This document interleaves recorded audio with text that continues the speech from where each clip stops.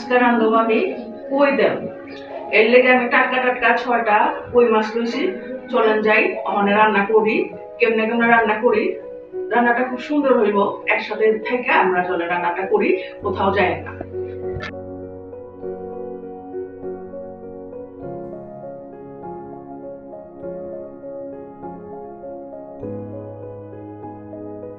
আচ্ছা, মানে চুলাটা আগে ধরাই লই। চুলাটা ধরাইয়া ফ্রাই প্যানটা গরম হইবার দিই।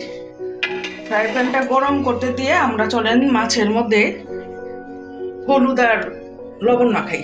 মাছের ভাইজা লওয়া লাগবো। লবণটা দিলাম, হলুদ দিলাম, একটুখানি দিলাম লেবুর রস, একটুখানি দিমু সরিষার তেল। আচ্ছা, ওখানে আমি মাছটারে সুন্দর করে মাইখা লই। ততক্ষণে আমার চুলার মধ্যে তাওয়া তো গরম হইতাছে, গরম হইতে থাকুক। যত তাওয়াটা গরম হইব তত মাছ ভাজাটা আমার ভালো হইব। তো আপনারা যারা আমার ভিডিও দেখতাছেন তারা একটা কমেন্ট করবেন, শেয়ার সাবস্ক্রাইব করবেন, লাইক করবেন, কিন্তু স্কিপ করবেন না।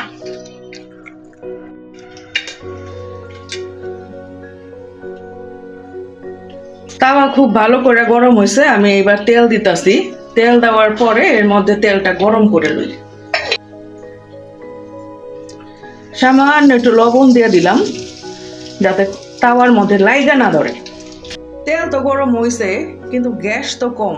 এই কম গ্যাসের মধ্যেই কষ্ট করে রান্না করুন। বাঙালির ঘরে ঘরে প্রতিদিনকার কাহিনী, গ্যাস থাকে না। মাছ মাখানো তো শেষ। মাছ এখন আমি এর মধ্যে দিব।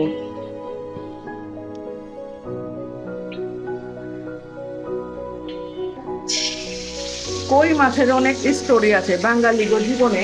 মাছের হাতে বাঙালি, এটা সবাই জানে, কিন্তু কই মাছের আবার নানান কাহিনী আছে। যেরকম কই মাছের সপ্তপ্রাণ, কড়াইয়ের মধ্যে যাইয়াও কই মাছ লাফায়, এসব কথা তো সত্য। যুগে যুগে বাঙালিরা নানান রকমের কই মাছের বিভিন্ন রকম পদ রান্না করে খায়।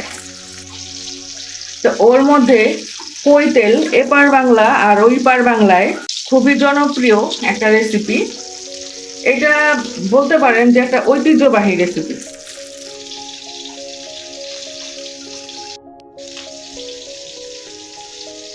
হালকা করে মাছগুলা ভাজা হয়েছে, এবার আমি এগুলারে উঠাম।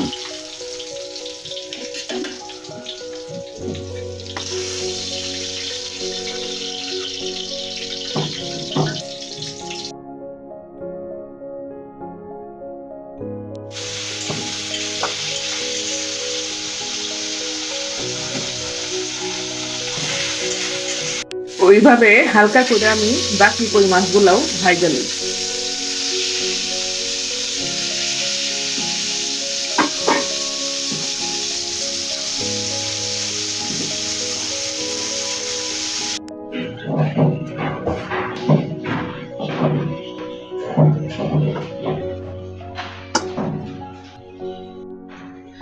মাছটা সুন্দর করে আমি ভাজা লইছি যতটুকু পারছি, কারণ গ্যাস আমার একদমই নাই। গ্যাস ভালো না থাকলে মাছ ভাজা সুন্দর হয় না। তো আপনারা কোনো কিছু মনে করেন না। ওখানে আমি চুলার মধ্যে কড়াই দিছি, কড়াইটা গরম হোক।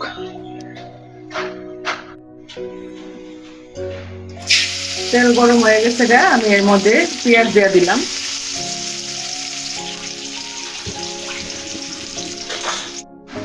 আচ্ছা, পেঁয়াজটা সুন্দরভাবে ভাজা হয়ে গেছে, এর মধ্যে আমি হালকা একটু পানি দিয়ে দিতেছি, কারণ আমি এখানে মশলা দিব। আচ্ছা, আমি এই জায়গায় দিতেছি হলুদের গুঁড়া, পরিমাণ মতো মরিচের গুঁড়া। বাস এতটুকু মশলা আমি এটার মধ্যে ব্যবহার করুন, অন্য কোনো মশলা আমি এর মধ্যে ব্যবহার করুন না। এটা আমি শুধুমাত্র এই দুইটা মশলা দিয়েই রান্না করুন। আপনারা ইচ্ছা করলে নানান পদের মশলা এর মধ্যে ব্যবহার করা পারেন, কিন্তু আমি এই দুইটা দিয়েই করুন।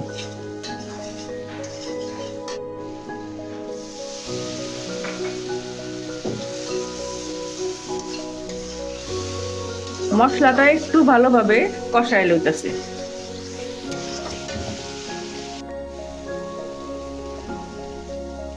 আমার মশলা কষানো হয়ে গেছে গা, এখন আমি ভাইজা রাখা মাছগুলা দিয়ে দিতেছি। রেসিপিটা খুবই সিম্পল আর সময় লাগে খুব কমই। যদি আপনার চুলায় গ্যাস প্রপারলি থাকে তবে 10 মিনিটের মধ্যে আপনি এই রান্নাটা কমপ্লিট করে আপনার টেবিলে সার্ভ করা পারবেন।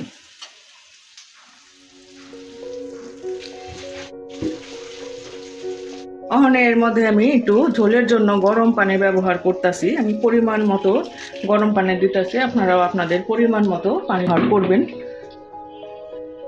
আর দিয়ে দিতেছি কয়টা ফালি করে রাখা কাঁচামরিচ।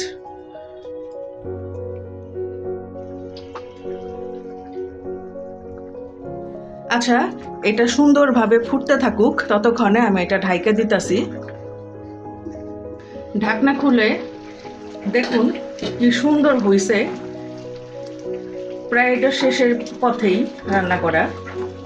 তা আমি এখানে একটু লবণ দিয়ে দিতেছি।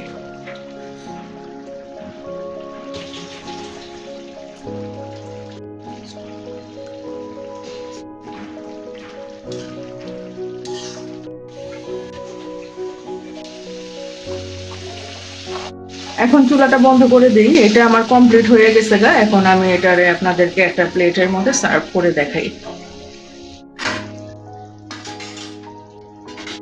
এই যে রেডি কই তেল। এইরকম সহজ সহজ রেসিপি দেখতে চাইলে আমার চ্যানেলটা সাবস্ক্রাইব করে আমার সঙ্গে থাকবেন। আজকে আর সময় নষ্ট করছি না, সবার কাছ থেকে বিদায় নিচ্ছি। আমি ফারজানা হোসেন।